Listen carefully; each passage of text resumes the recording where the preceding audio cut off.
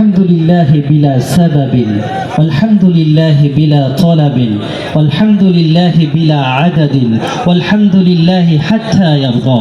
সম্মানিত উপস্থিতি, চারবার আল্লাহর শুকরিয়া আদায় করেছি এই কারণে যে এয়ারপোর্টের মাঠে, এয়ারপোর্টের ময়দানে আজকে আমরা একটি জনসভা করতে পেরেছি কোরআনের রাজ কায়েমের জন্য।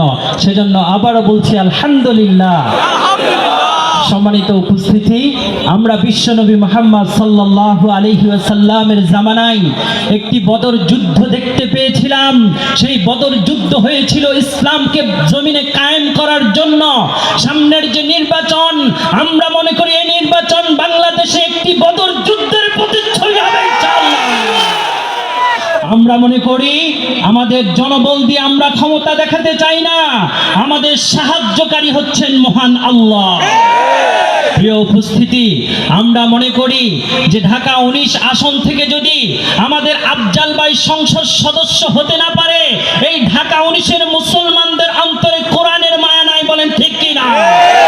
আমরা যদি জাতীয় সংসদ ভবনে 19-এর পক্ষ থেকে সংসদ ভবনে কোরআনের রাজ কায়েম করতে চাই, তাহলে আমরা আমাদের আফজাল ভাইকে দাঁড়িপাল্লা মার্কায় ভোট দিয়ে জয়যুক্ত করতে হবে। রাজি আছি তো ইনশাআল্লাহ?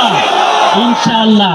সম্মানিত উপস্থিতি, পরিশেষে আমরা বলতে চাই, বাংলাদেশ ইসলামী ছাত্র শিবির সবসময় নাই ইনসাফের পক্ষে চলেছে, কখনোই বাতিলের কাছে মাথা নত করে নাই। আমাদের ভাইরা ফাঁসির রশিতে ঝুলতে প্রস্তুত ছিল, তারপরও বাতিলদের কাছে মাথা নত করে নাই।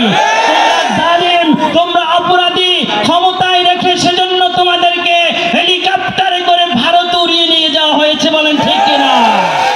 তাদের মতো আচরণ যদি আবারও কেউ দেখাতে চাই, ইসলামী ছাত্র শিবির এখনো আছে, ইনশাআল্লাহ আবারও থাকবে তোমাদের আচরণ পরিপূর্ণভাবে ভেঙে দেওয়ার জন্য। প্রিয় উপস্থিতি, শেষ বাক্য একটাই, এয়ারপোর্টবাসীকে বলে দিতে চাই, এই এয়ারপোর্টের মাটিতে কোরআনের রাজ কায়েম করার বিরুদ্ধে যে বা যারা কথা বলবে, ফ্যাসিস্টদের মতো তোমাদেরকেও রুখে দেওয়া হবে ইনশাআল্লাহ। আসসালামু আলাইকুম ওয়া রাহমাতুল্লাহি ওয়া বারাকাতুহু।